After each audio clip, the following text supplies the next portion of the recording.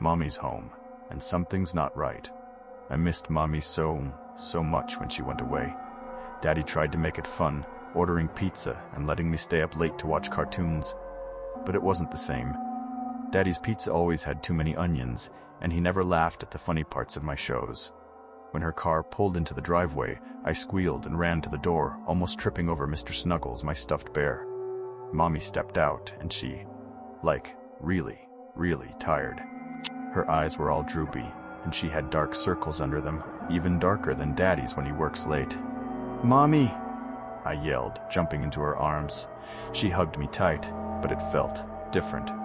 Usually her hugs were squishy and warm, like being wrapped in a blanket fresh from the dryer. This hug was just firm, stiff. "My Lilybug," she said, her voice a little raspy. She never calls me Lilybug. She always says Lilypad. Daddy came out and gave her a peck on the cheek. "Welcome home, Sarah." "Rough flight?" "Just glad to be back," she said, smiling. But the smile didn't reach her eyes. They stayed all droopy and tired. That night at dinner, Mommy didn't eat much. She just pushed her food around on her plate. I asked her if she didn't like the chicken because usually chicken is her favorite. She looked at me, her eyes kind of blank. "Chicken? Oh yes. It's fine, Lily. Just fine." I shrugged it off, thinking maybe she was just really tired. But then, after dinner, I wanted to show her the drawing I made for her while she was gone. It was a picture of us at the beach, building a sandcastle. "Remember, Mommy," I said, holding it up, "when the big wave came and washed it all away? You laughed so hard." She took the drawing and looked at it, her brow furrowed. "Beach, wave, I don't remember that, Lily."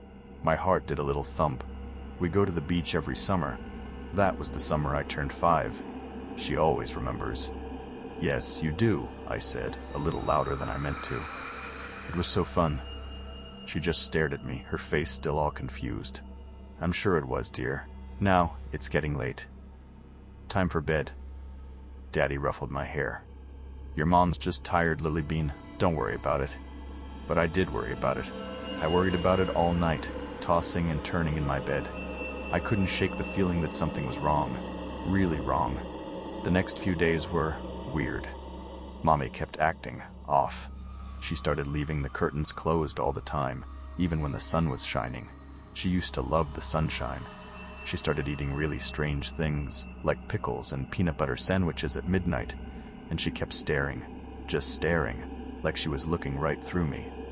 One afternoon, I was playing in the backyard when Mrs. Henderson, our neighbor, called me over to the fence. "Lily, dear," she said, her voice low and raspy. "How's your mother doing? She seems different." "I know," I whispered. "She doesn't remember things, and she's acting really strange." Mrs. Henderson's eyes widened. "This house, it has a history, child. Bad things have happened here before. You be careful, you hear?" "What bad things?" I asked, but she just shook her head and went back inside. That night, I woke up to a scratching sound coming from downstairs. It sounded like nails dragging across the floor. I crept out of bed and peeked over the railing. The only light was coming from the moon, but I could see Mommy standing in the living room, staring at the wall. She was making those scratching sounds, and her fingernails looked long, too long, and pointy. I ran back to my room and slammed the door. I crawled under the covers, shaking. That wasn't my mommy. My mommy wouldn't do that. The next day at school, I told my best friend, Emily, everything. "Maybe your mom is sick?" Emily said, chewing on her pencil. "Like, really sick. You should tell your dad to take her to the doctor." "I tried," I said, "but he just says she's tired." That night, I overheard Mommy talking on the phone. She was in the kitchen, and the door was slightly open. Her voice was low and hushed, and I couldn't understand what she was saying. It sounded like a different language. A scary language. "Nikomi komi bakale," she whispered. I tiptoed closer to the door, trying to hear more. But then she stopped, and I heard her take a deep breath. "Yes, everything is going according to plan." I ran back to my room, my heart pounding in my chest. That wasn't my mommy's voice. It was Something else. I knew I had to do something. I had to prove to Daddy that something was terribly wrong. So, the next morning, I decided to test her. I found Mommy in the kitchen making breakfast. She was wearing one of Daddy's old shirts and her hair was all messy. "Mommy," I said, "remember when we went to the zoo last year? And the monkey threw poop at Daddy?" She turned to me, her eyes blank. "Zoo? Monkeys? I don't recall." I took a deep breath. "And remember when I broke my arm and you stayed with me at the hospital all night?" She just stared. "I'm afraid I don't, Lily." Tears welled up in my eyes. But you have to remember, you're my mommy." Her face changed.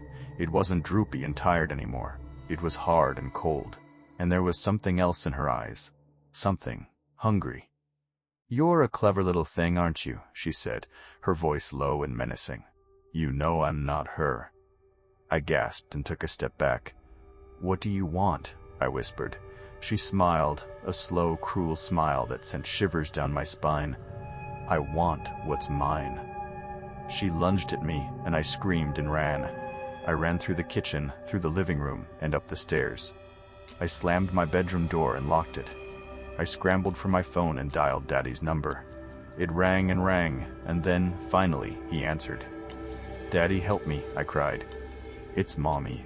"She's not Mommy anymore. She's trying to get me, Lily." "What are you talking about?" he said, his voice sounding far away. "Your mother is right here." The line went dead. I looked at the phone in horror. It was dead. Then I heard it, a slow, deliberate pounding on my door. "Lily," the voice said, and it was my mommy's voice, but twisted and distorted. "Open the door, Lily. Mommy's home." I screamed and huddled under my covers, tears streaming down my face. The pounding got louder, more insistent. The door was starting to shake. I could hear her muttering outside the door, the strange language getting louder and more frenzied. "Kom zurück, kom hers, mein Liebstes." Then, a crash. The door splintered and the pounding stopped. I squeezed my eyes shut, waiting for the worst. Suddenly, there was another crash, louder than before. I heard shouting, muffled and distorted. And then, silence. I opened my eyes and slowly crawled out from under the covers.